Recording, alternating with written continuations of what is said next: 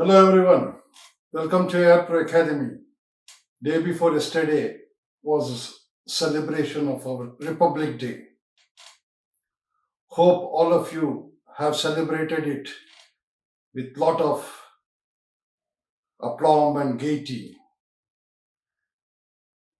Let me take this opportunity to extend my heartfelt warm greetings to all of you and your family on this sovereign occasion. The Republic Day is something we all celebrate as, as a countryman. So, in that, I, being a ex-serviceman, as you all know, you can know the more details about it, about my background in one of the rave program in the above shown link. So let me take this opportunity to share a incident which has happened during my service tenure. So this will be a dedicated episode on the sovereign week of Republic Day. Way back, somewhere in 1972, early January, I was positioned in a place known Gadra Road. It is in Rajasthan, very close to the border of Pakistan. Of course, the war has ended. The ceasefire has been signed in December, mid of December. But as there was agreement due, which happened in Simla agreement, the troops were in the positions where the ceasefire has happened. So in the brigade where I was serving had occupied a lot of Pakistan territory. Just to give a glimpse of it, our last railway station from our side in that sector was Monabar railway station. It is somewhere, you can say, uh, next to Badmir, a little far away, but that is the closest place we can identify easily. From there, our troops had moved, might be more than 100 kilometers inside the Pakistan, up to a place known as Nayachor. From that position, during nights, you can see the lights of Sindh, Hyderabad. Our troops had moved there and occupied that place.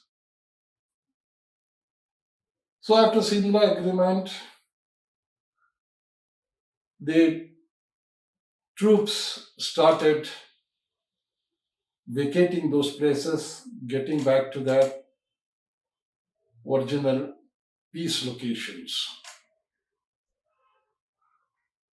Before that, also, in between that transit period, when the ceasefire happened, before the agreement, the troops were located there.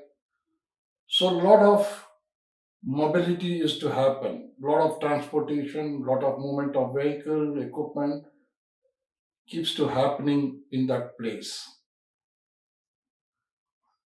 So, after the ceasefire, as I said, we were posted in Gadra Road, uh, close to the Gadra Road railway station in an open land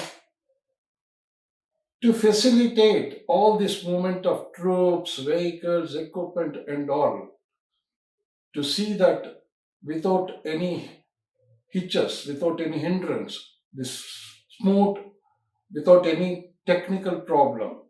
All these movements happens in an effective way. From our battalion, where I was in an EME battalion, there was a 5 detachments created. It was named as Spanner Patrol. The Spanner Patrol is nothing but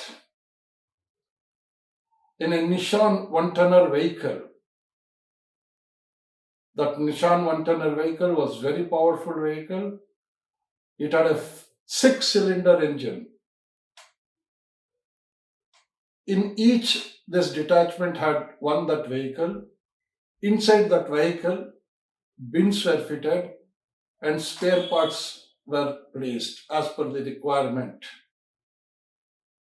And each detachment had total of 5 people.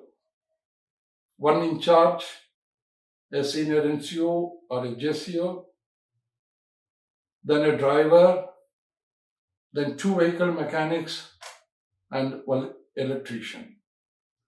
With all our belongings and toolbox, everything we were in that vehicles, 24/7, ready for any kind of deployment. So deployment is to happen like this. In turn, we used to get each department. If there is a movement of some convoy of vehicle, one detachment is to be said that we have to take care of that convoy gets through its destination without any hindrance. If anything happens during that duration, any mechanical failure or some kind of a problem in the vehicles, we have to immediately attend to that on the road, and see that the entire convoy reaches destination as per its timing. So this panel patrol vehicle is to be at the end of each convoy. So when the convoy moves, always they'll be having something or the other, some puncture, some kind of a minor problem, and our job is to attend and join the convoy again and reach the destination. That was the nature of the job we had. And it was very hectic job, I would say, because every day we have to pack up everything, move with the convoy, sometimes some destination, sometime other destination, sometime towards the station where we are positioned, sometime towards there, because lot of supply, troops movement, many things used to happen. So there used to be continuous convoy happening. So we used to in turn get that deployment, and we used to take care of that one. Now, the story is this, what I am trying to say is the vehicle which we had, one ton, a beautiful vehicle, it was new vehicle as well. Initial couple of this kind of a deployment, we did very effectively without any problem, and we were very happy with the kind of job we were doing to see that convoys reaches destination without any problem. And we were quite excited, and we used to enjoy those kind of a deployment. Later to that, it so happened our vehicle started having some problem. The problem was in fuel system. So after say around this Nissan 1 ton has a capacity of 50 liters fuel. Say after say around, and because it was a 6-cylinder engine, maximum mileage it is to give around 4 to 4.5 kilometers. So the trouble started when every say around 100 kilometers when we travel in this vehicle used to hesitate to start. There used to be no fuel supply. So normally, as we come across problems, we know certain out of experience or out of past happenings, we gain some knowledge. Accordingly, we try to see that the problem is resolved. That is the way we do it. So once so it happened, then immediately on the road, we got something done. Vehicle didn't start. Then finally we thought, okay, uh, because and those vehicles, if I am to say the technicality of those vehicles, it was not like current day vehicles. It was having AC fuel pump, carburetor, distributor, these kind of things. So whenever carburetor doesn't suck fuel, we create manual suction by putting hand on the top of the carburetor, self or handle we used to put to rotate the engine, and see that with the hand we create that suction and bring the petrol to the chamber of the carburetor where there is a float unit with a needle valve. We did all this on the road. Unfortunately, fuel it didn't supply. So because we were in a rush, we have to catch up with the convoy. We cannot be left behind because there might be some ahead, some might breakdowns might be there. So out of sheer that urgency, we always carry a jerrycan of extra fuel, which is placed between the cabin and the rear body of the vehicle. One side, on the right side, the tire will be there. On the left side, the jerrycan will be there. So the spare jerrycan of petrol was there, and we poured it into tank. Instantly, the vehicle started, and we thought possibly there might be more consumption for whatever reason. Fuel has been consumed more, so we completed the convoy. And when we back to our position where we are supposed to report, next day because we have to be ready, so we said, let us see what is happening because the vehicle is not giving the mileage what it is supposed to do. So the immediate thing those days was to tune up. Tune up means remove the carburetor, set the needle adjustment, float adjustment, do the jets cleaning, and and the CB point adjustment, spark plug cleaning, those kind of activities. We did everything, and we thought the vehicle is okay. Again, thankful we did, and with spare petrol jerrycan, we were positioned. Fortunately, same evening we got a call that tomorrow morning we have to report to so and so location because that convoy is moving from X location to Y location. We have to give technical support to that convoy. So that evening itself, because what happens in army is whenever there is a deployment of forces, lot of traffic control points are made. What they call it TCP, and that is manned by military police. And they don't allow unnecessary movement of vehicle. If the convoy has to move or a single vehicle has to move, they have to take a TCP permission from the brigade headquarters or a division headquarters or whatever that formation is there. So then only movement can happen.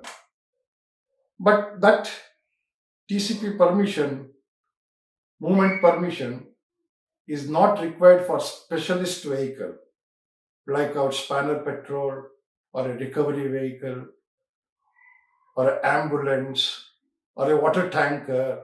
These kind of vehicle can freely move in because they are all catering for emergency services. So normally TCP permission is not given after the retreat. The sunset happens, the TCPs are not allowed later to that. But because ours was a spanner patrol, we moved same evening and reached that point, and we next day morning followed the convoy. During the movement of the convoy, again same thing happened after say around 140, 150 kilometer, the vehicle was not starting. and we were very much worried because we being technical way people and we have to support technically to the convoy, our vehicle itself is getting problem, and we were very much anguish and disappointed with that. So as we learned from the past, immediately we poured a jerrycan of petrol. The vehicle started. Somehow we completed the convoy, but not uh, very happy with whatever happened. So again we came back to our position, and again the next thing, as normally we do, we removed all the pipelines because we thought there might be some dirt or something which has been stuck in between. All the pipeline we cleaned, we did everything and fitted, hoping that next time we don't face problem. But in the next convoy of similar convoy, the same problem we encountered, and we were lost. What is happening to this vehicle? Like a miracle, it is guzzling fuel. By that time, our fuel in charge was also questioning why so much fuel is drawn. Your logbook doesn't say so many kilometer, and you are drawing more fuel. All that questioning also had started. So we were in multiple what you call uncomfortable situation.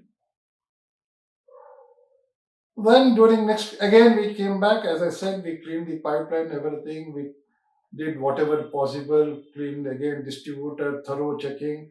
In fact, we replaced the carburetor repair kit, what they call. You get everything, all jets, various jets are there in carburetor. Many of you might not know now. There will be slow speed jet, there will be accelerator jet, there will be economy jet. There are a lot of jets which, according to the suction of the carburetor, the fuel is supplied from the respective jets. So again, we did a thorough check, all the pipelines, carburetor, distributor, which are the main, which was affecting the starting system of the vehicle, and we got ready. Again, next convoy, it was same problem. We were totally lost. Okay, somehow we completed the convoy, came back. Then we took permission from authorities. We required 2 days to do a thorough checkup of the entire vehicle because it's giving problem every time during the convoy. But the vehicle is running very good. There's no problem when it starts running. Fantastically, it was doing its performance. But unfortunately, it was not the fuel consumption is not up to the mark what is expected. Somewhere 15 to 20 liters petrol, which would have given the mileage, at that point of time, the vehicle is stopping. And by that time, we had checked thoroughly every component of the system, and we have made it quite what you call very thorough checking, and confidently we have done that and put it. But as I said, in the third or fourth convoy, again we encountered the same problem. So later that, as I said, we took permission, and all of a sudden, it struck my mind. Why don't we clean the petrol tank? I was the junior most in that detachment at that point of time, somewhere in 72.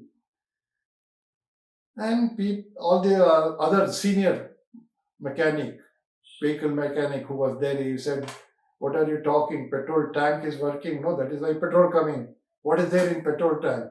It is just a reservoir. What is there?" I said, "Sir, let us have a look of it once again." Because we had done everything apart from this.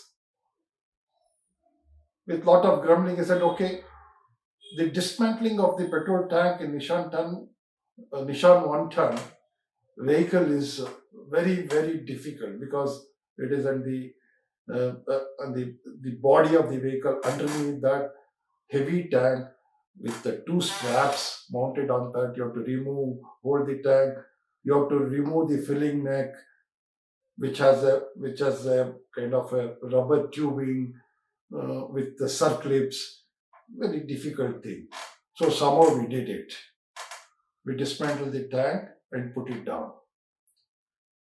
So when we have to dismantle the tank, you have to disconnect the fuel level gauge wires. Two wires are there.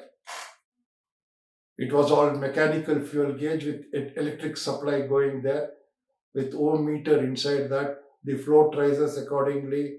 The fuel gauge show float comes down accordingly. Fuel gauge will come down. That is the systems in those vehicles. And we removed that one everything. In this petrol tank, you have a pipe and a neck outside.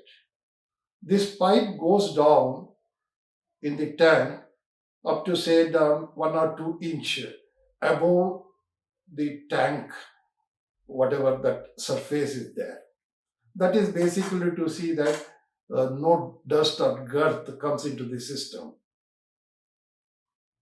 So when we remove the tank and we clean the tank and we blowed the air into tank, everything it was okay. Then somewhere my senior suspected, why don't we see the pipe of this one? Because we have seen everything beyond this. So why don't we see the pipe which is inside the tank? There could be some issue in that. Then that pipe which goes inside the tank with a collar, it is soldered on the tank. So we have to remove the solder, take out that entire coupling with that pipe. To remove the solder, it's a petrol tank, we have to keep it dry because it is a risk to bring fire closer to it, heat it, solder iron near to that.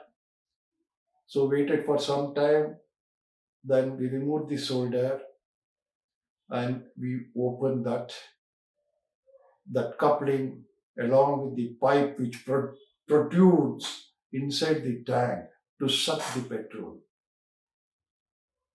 Surprisingly, to our astonishment, to our delight, the problem was there. What has happened is very, very rare case. It is not even believed such a problem can happen. Extremely rare case.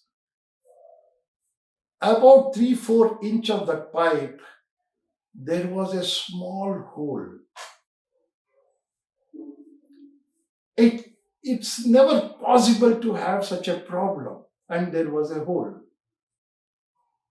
So what is to happen when the petrol is above that hole? The vehicle was running comfortably. When the petrol level drops below that hole, although the petrol is in the tank, although suction is happening, the suction, whatever happens, used to flow back from that hole to tank again and not getting feeded to fuel line. This was the problem. And that day, believe me, the kind of happy we felt, the kind of celebration we did with something even till today I remember. Then we what we did to counter that one, that pipe and that kind of thing problem is not there. We don't get that easily.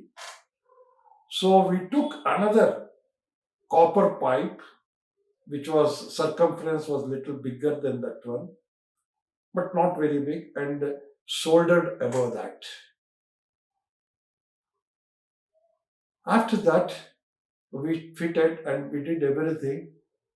Don't believe, next convoy, we reached in time without any hassles en route. Isn't it interesting? This is what I call it as Defect Acquaint. Last time we spoke about Defect Acquaint, all of you recollect. I given you a kind of a noise problem which I have faced in my civil, as in a dealership, in a in this particular field. Now I have narrated you a situation which I faced when I was in service. So these are all the things many times we do encounter, as I told in my previous video, where we don't record. It is one off thing, never anticipated, never imagined even. Sometimes we, with our sheer hard work, little bit of intelligence, we identify a problem and we resolve it. And we leave it at that. My humble request is, please see that these kind of things, each one of you, I'm dead sure, I'm very confident that all of you might be facing on a regular basis. And you might be, with your technical capability and intelligence, you might be resolving that problem. I'm also sure about it because we are all capable people. But the last thing which we have to take one step ahead, that we are missing. What is that? To record it as a defect acquired. Will it not be a knowledge sharing? Will it not be a knowledge pool? Definitely it will be. So, dear friends, again, I would insist upon each one of you to see that whenever you get these kind of issues and you resolve with your abilities, please record it in your own in your own setups. This defect acquaintance and share with everyone. Somebody may accept it, leave it. It is their lookout. But for you, it is kind of a pride that you have identified that problem, you have resolved it, and record it. And one more request I would like to say, that if you can share those kind of your experiences, if found suitable, I'll check with my other colleagues. We will definitely try to put it on our AR Pro web as well. It will be, we will try to give a wide circulation. So this is what the second episode of this Defect Acquired I wanted to share with you all. So hope it has been, it's a great experience, I would believe. If you have liked it, please share amongst the entire fraternity of yours about this particular session.